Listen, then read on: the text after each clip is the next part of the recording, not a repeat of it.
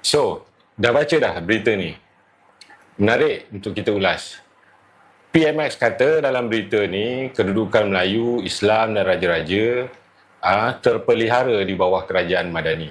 Tapi betul ke kenyataan tu? Baik kita semak balik. Bagi saya, kenyataan ni agak mengelirukan. Sebab kalau kita faham dari segi konsep demokrasi, kedudukan orang Melayu, kedudukan Islam, kedudukan raja-raja, ini semua sudah termaktub di dalam perlembagaan. Dah terpelihara, dah secure kat situ. Jadi, ia amat kontras, menjolok mata bila kerajaan kata kedudukan Melayu, Islam dan raja-raja itu terpelihara di bawah kerajaan. Sebenarnya salah. Kedudukan Melayu, Islam dan raja-raja itu terpelihara di dalam perlembagaan, bukan oleh kerajaan. Kerana apa? Kita semua tahu perlembagaan itu bersifat kekal, tetapi kerajaan pula dia bersilih ganti. Jadi, adakah kenyataan PMX ni nak memberitahu bahawa kalau bukan kerajaan Madani yang memerintah, maka kedudukan Melayu, Islam dan raja-raja itu tidak terpelihara atau tidak terjamin? Saya rasa mesej itu salah. Yang betulnya ialah kedudukan Melayu, kedudukan Islam dan raja-raja sudah selamat, sudah secure, sudah terpelihara, sudah terjaga